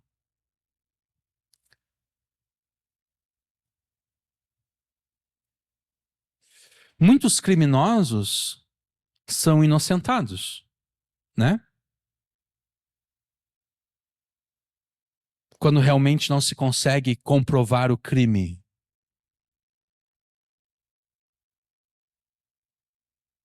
Muitos criminosos são inocentados. Inclusive, segundo a própria lei de Deus. Né? Eu sempre achei interessante uma determinada lei que existe da parte de Deus, que existe na Bíblia. A lei diz o seguinte, olha, se acontecer de um homem se deitar com uma mulher na cidade e eles forem encontrados juntos, ambos deverão ser apedrejados, né? Porque eles estão adulterando, eles estão pecando. Se isso acontecer na cidade. Mas se acontecer no campo, só o homem deve ser apedrejado. A mulher não. Por quê? Porque no campo supõe-se que há menos pessoas. As pessoas estão mais esparsas, mais distantes umas das outras. De modo que supõe-se que aquela mulher está sendo estuprada, ela gritou por socorro, mas como as pessoas estão espalhadas umas das outras, ninguém ouviu os gritos dela.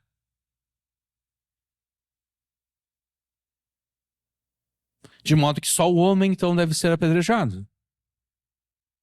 Eu sempre achei interessante essa lei, porque ela abre a seguinte brecha, né? Bom, se eu tenho aqui essa mulher aqui que não é a minha esposa, mas eu quero adulterar com ela pode me convencer o seguinte, bom, a gente sabe que se nós formos pegos, nós seremos mortos. Então não vamos adulterar na cidade, porque se nós adulterarmos na cidade e nós formos pegos, nós dois seremos mortos. Vamos adulterar no campo. Porque se nós formos flagrados no campo, só um de nós vai morrer. Alguém poderia abusar dessa lei. E certamente muitos abusaram dessa lei no Israel antigo. E Deus sabia disso. Deus sabia que muitas mulheres adúlteras não foram condenadas exatamente por pressupor que elas foram estupradas no campo. E Deus não tem nenhum problema com isso. Porque o propósito de Deus com a sua lei não é tanto punir os culpados e os criminosos, mas sim impedir que os inocentes sejam condenados.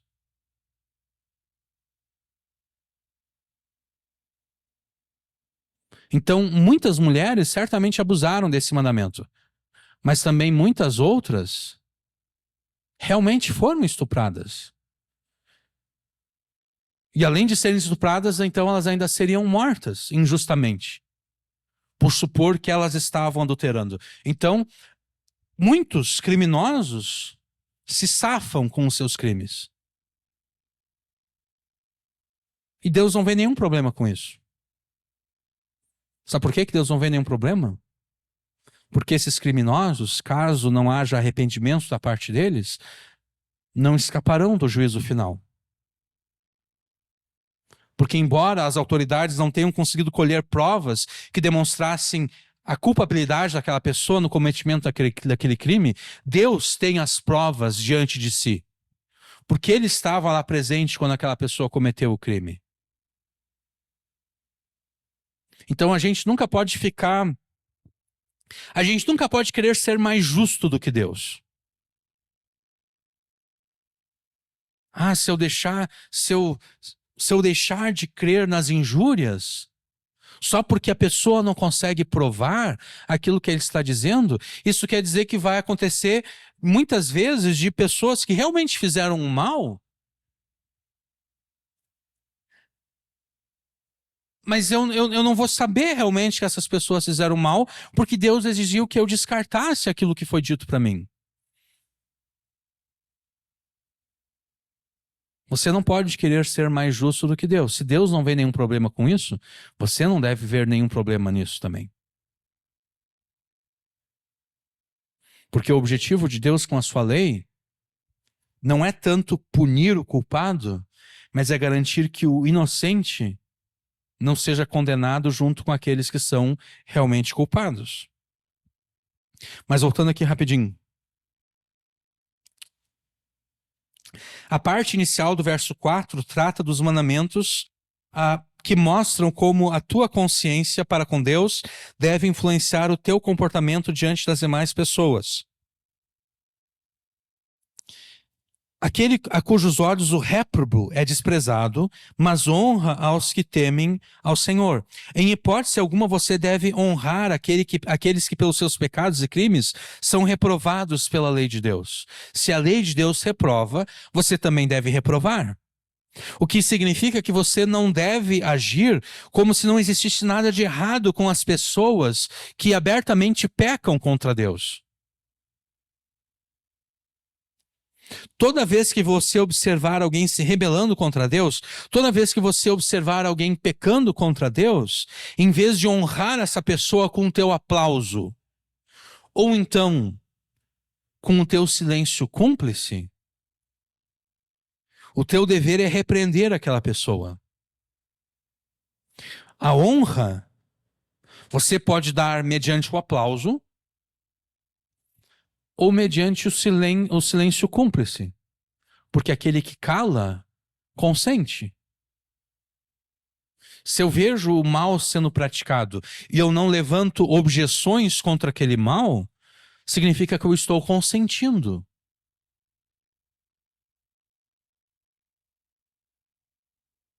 E se eu estou consentindo, no final das contas, eu estou honrando aquele que faz o mal.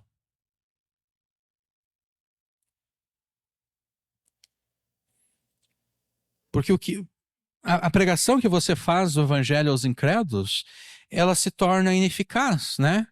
Quando você honra os incrédulos pelos seus pecados, seja pelo aplauso ou pelo silêncio.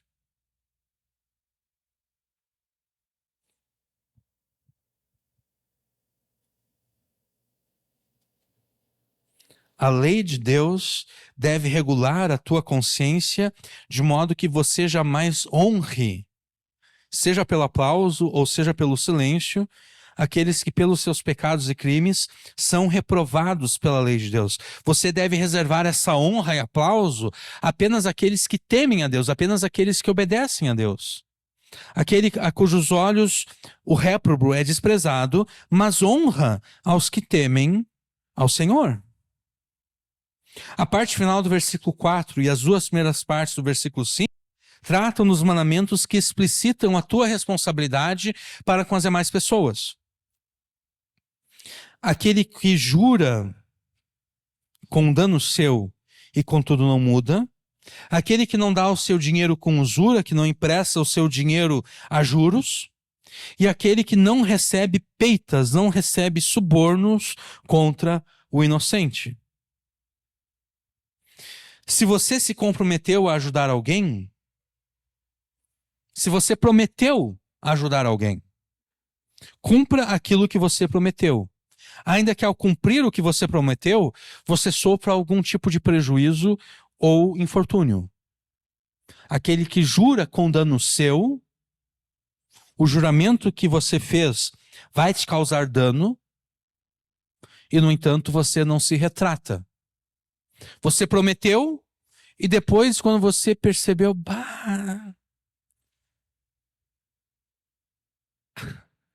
eu prometi que ia fazer tal coisa e agora eu percebi que se eu fizer isso, se eu cumprir aquilo que eu prometi, eu vou me prejudicar. Desde que aquilo que você prometeu não seja pecado, não seja crime, você deve cumprir. É por isso que é melhor, muitas vezes, pensar antes de falar, né? Mas se você não pensou antes de falar, se você prometeu, e depois de ter prometido perguntou que você não deveria ter prometido aquilo, porque você vai se prejudicar, bom, sofre o dano. Aquele que jura com dano seu e não se retrata. É óbvio que se você jurou pecar, se você jurou que vai ajudar alguém no cometimento de algum pecado ou crime, aí realmente você deve voltar atrás. Mesmo que ao ajudar aquela pessoa no crime ou pecado, você tenha lucro, não prejuízo, mas lucro, não dano, mas lucro, mesmo com o lucro você deve voltar atrás. Agora, se você prometeu aquilo que é bom e depois de ter prometido percebeu que aquilo que é bom vai te trazer dano, cumpra e da próxima vez seja mais sábio, né? Da próxima vez pense antes de prometer. Se alguém te pedir algo emprestado, se alguém te pedir bens ou dinheiro emprestado, empreste, mas não use o infortúnio alheio como fonte de lucro pela cobrança de juros. Perceba que não há nada de errado em emprestar a juros. O problema é você emprestar a juros a alguém que está pedindo emprestado por algum infortúnio. Imagina o seguinte, imagina que você tem algum vizinho conhecido, alguém que quer aumentar a sua casa, a sua residência,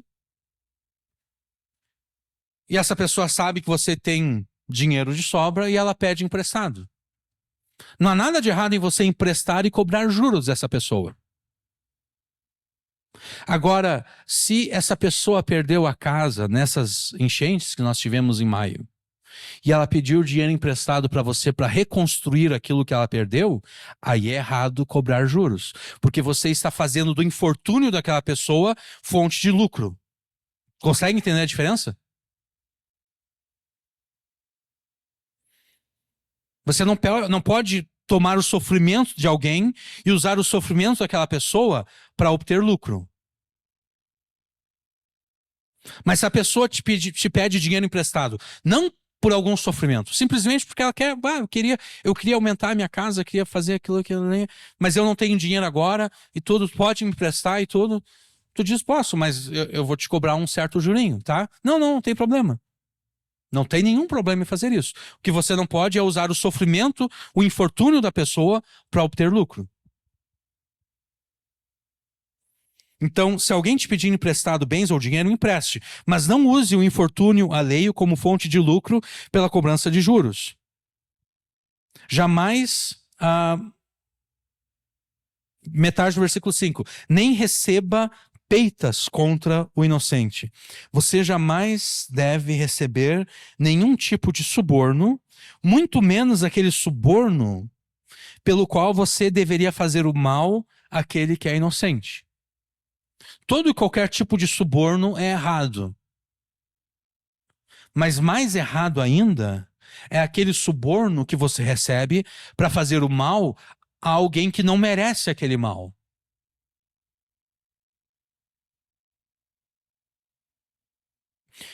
A lei de Deus, a lei de Deus deve regular o teu senso de responsabilidade para com o próximo, de modo que você sempre cumpra as promessas feitas, de modo que você jamais lucre com os infortúnios alheios e tampouco receba nenhum tipo de suborno. A parte final do versículo 5 afirma que quando você fizer isso, quando você obedecer à lei de Deus dessa forma, você será o tipo de pessoa que jamais será abalada. Você será o tipo de pessoa que jamais será removida do tabernáculo de Deus. Você será o tipo de pessoa que jamais será impedida de morar no santo monte de Deus. Você será o tipo de pessoa que jamais será removida de uma igreja local. Porque não haverá razão para te remover de uma igreja local, né? Da qual você é membro. Porque você obedece à lei de Deus, você vive um estilo de vida bom e correto, você faz aquilo que é justo. A lei de Deus disciplina as tuas palavras. A lei de Deus disciplina o teu comportamento. A lei de Deus disciplina o teu senso de responsabilidade para com o próximo, de modo que você não peca contra o irmão.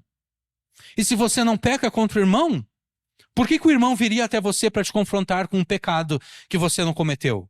Né? Por que a igreja te repreenderia pelo pecado que você não cometeu? Por que a igreja te consideraria como gentil e publicano por você não ter se arrependido do pecado que você não cometeu?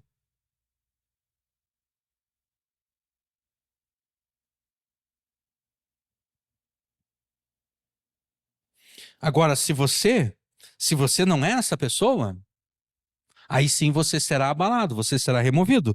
E você será removido exatamente através da disciplina eclesiástica ordenada por Jesus.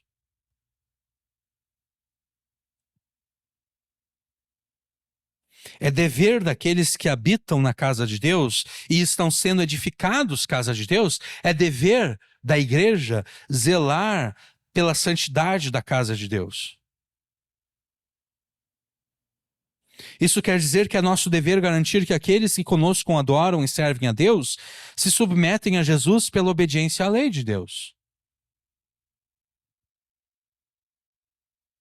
O que significa que se nós não quisermos obedecer o mandamento de Jesus e praticar a disciplina eclesiástica, se nós, como igreja local, não quisermos fazer isso, o próprio Jesus virá a nós e cumprirá em nós a ameaça que ele fez à igreja de Éfeso, lá em Apocalipse.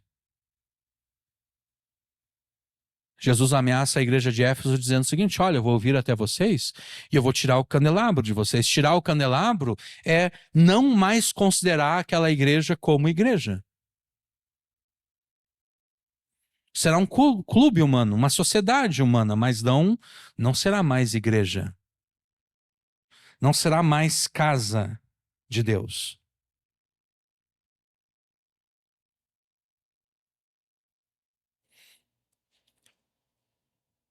O teu estilo de vida deve ser bom e correto, segundo a lei de Deus. Você deve praticar a lei de Deus fazendo aquilo que é justo.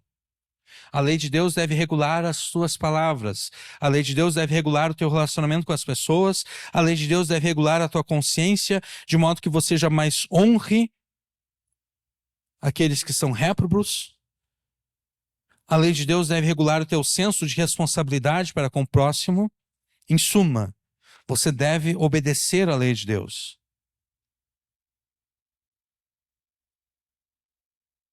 E ao obedecer à lei de Deus, você será o tipo de pessoa que jamais será abalada, que jamais será removida da casa de Deus e nem perderá o privilégio de, diante da sua presença, adorá-lo aqui e agora e então eternamente.